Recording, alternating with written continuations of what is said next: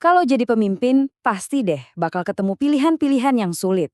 Pertaruhannya itu tinggi, nggak peduli Anda lagi mimpin perusahaan, negara, atau bahkan cuma keluarga. Pertanyaannya, di tengah pilihan yang rumit itu, kompas mana yang Anda ikuti? Yuk kita bedah bareng sebuah kerangka berpikir buat menavigasi keputusan-keputusan krusial ini. Oke, kita langsung aja ke intinya ya. Waktu dihadapkan sama pilihan yang berat, Anda lebih percaya mana? Setumpuk data yang dingin dan objektif, atau suara kecil di dalam hati yang kita sebut firasat? Wah, ini sih pertarungan klasik dalam dunia kepemimpinan.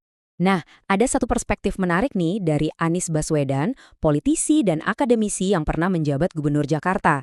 Menurut dia, intuisi itu bukan tebakan asal-asalan loh. Dia justru melihatnya sebagai sebuah skill yang makin tajam karena pengalaman. Dia punya analogi yang oke banget buat ngejelasin ini. Coba deh bayangin orang yang baru pertama kali belajar nyetir. Setiap gerakannya penuh perhitungan kan? Mereka secara sadar ngecek spion kanan, spion kiri, mikirin kapan injak gas, kapan injak rem, semuanya serba dihitung, hati-hati banget. Sekarang, bandingkan sama pembalap profesional. Mereka tuh kayak udah nyatu sama mobilnya. Pas di tikungan tajam, mereka nggak lagi ngitung-ngitung secara sadar. Mereka cuma ngerasain kapan harus belok, kapan harus ngerem. Semuanya terjadi begitu aja, refleks. Nah, itulah intuisi yang lagi beraksi. Nah, ini dia intinya. Intuisi itu bukan sihir. Itu tuh semacam memori otot mental kita yang terbentuk dari ribuan keputusan terstruktur yang kita buat berulang-ulang.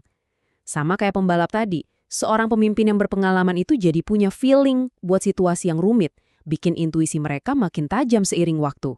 Oke, jadi kalau intuisi itu dibangun dari keputusan yang diulang-ulang, gimana caranya kita mastiin keputusan itu berkualitas? Nah, disinilah sebuah kerangka kerja jadi penting banget. Anies Baswedan misalnya, pakai 4 prinsip spesifik untuk memandu setiap pilihannya. Dan urutannya ini penting banget ya. Nomor 1 itu selalu prinsip keadilan. Apakah keputusan ini adil? Terus yang kedua, apakah ini buat kepentingan publik yang lebih luas? Baru setelah itu, yang ketiga, kita lihat data dan sains. Dan yang paling terakhir itu hukum dan peraturan yang berlaku. Nah, disinilah letak perbedaannya yang radikal. Kerangka ini tuh ngebalik logika birokrasi pada umumnya.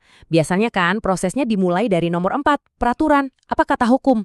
Sebaliknya, pendekatan ini justru menempatkan keadilan dan kepentingan publik sebagai fondasi utamanya, bahkan di atas aturan tertulis sekalipun. Kalau udah punya kerangka kerja, nanti bakal kelihatan banget ada 2 pendekatan yang sangat kontras dalam mengambil keputusan. Satu berdasarkan prinsip, yang bisa didiskusikan secara terbuka, dan satu lagi yang dipaksakan lewat kekuasaan. Jadi gini, di satu sisi ada keputusan yang basisnya prinsip. Itu transparan, didukung data, dan siap diuji lewat debat publik. Senjatanya itu logika. Nah, di sisi lain ada pendekatan otot politik. Ini seringkali lewatin studi, sifatnya top-down, dan nggak butuh argumen karena ya ngandelin kekuasaan buat maksa. Tentu aja ya, kerangka kayak gini tuh ujian sesungguhnya ya pas lagi krisis. Coba kita lihat gimana prinsip-prinsip ini diterapkan dalam situasi nyata waktu mengelola pandemi COVID-19 di sebuah kota metropolitan raksasa berpenduduk 35 juta jiwa. Coba deh bayangin Anda ada di tengah badai pandemi. Dari satu sisi, ada tekanan buat nyelamatin nyawa. Dari sisi lain, ada ancaman ekonomi yang bisa bikin jutaan orang sengsara. Dan di tengah-tengahnya, para ilmuwan sendiri masih meraba-raba. Inilah dilema kepemimpinan yang sesungguhnya. Nah, ngadepin ketidakpastian ini, ada 3 prinsip utama yang jadi pegangan. Pertama, dalam situasi yang serba nggak diketahui, satu-satunya kompas itu ya ilmu pengetahuan dan data. Kedua, fokus pada keputusan yang benar secara ilmiah, meskipun itu nggak populer secara politik. Dan ketiga, belajar dari pengalaman para pemimpin kota lain di dunia yang udah lebih dulu dihantam pandemi. Ini nih, cara mandang masalahnya jadi beda banget. Bukan lagi mikirin berita utama besok, tapi bayangin apa yang bakal ditulis sejarawan 50 tahun dari sekarang. Perspektif historis kayak gini tuh, ngasih keberanian moral buat ngambil kebijakan yang mungkin nggak populer hari ini, tapi benar untuk masa depan. Salah satu contohnya nih, dapat masukan penting dari WHO. Secara medis, anak-anak mungkin nggak terlalu rentan. Tapi secara psikologis, sekolah yang tetap buka itu ngirim sinyal yang salah.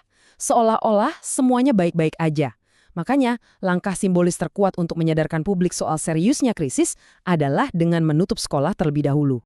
Nah, dari studi kasus yang spesifik tadi, kita bisa tarik pelajaran yang lebih umum. Di luar kerangka yang teknis, setiap pemimpin dan bahkan setiap dari kita butuh kompas internal yang namanya nilai-nilai atau values. Ini perbedaan yang mendasar banget loh. Keputusan bisnis mungkin fokusnya untung dan rugi. Tapi kalau nilai-nilai atau values, itu mainnya di level yang beda. Dia ngomongin tentang apa yang benar dan apa yang salah secara etis, nggak peduli perhitungan finansial atau praktisnya gimana. Kita semua tahulah ya, di dunia nyata kita nggak bisa selalu 100% idealis. Kompromi itu pasti ada. Tapi punya seperangkat nilai yang jelas itu kayak punya kompas. Walaupun kita mungkin harus sedikit belok, kita tuh selalu tahu di mana arah utara kita yang sebenarnya. Ada juga analogi lain, yaitu pasak. Bayangin nilai-nilai Anda itu kayak pasak yang tertancap kuat. Hidup mungkin bakal narik Anda ke sana-sini, bikin Anda sedikit menyimpang, tapi karena ada pasak itu, Anda selalu tahu jalan buat kembali. Bahayanya itu bukan kalau kita menyimpang, tapi kalau kita nggak punya pasak sama sekali dan akhirnya tersesat selamanya. Pada akhirnya, pertanyaannya jadi balik ke kita kan, saat Anda dihadapkan pada persimpangan jalan berikutnya, entah itu besar atau kecil, sadar nggak sih kerangka apa yang Anda gunakan? Dan yang lebih penting lagi, saat dunia menuntut kompromi, pasak apa yang akan menahan Anda biar nggak tersesat?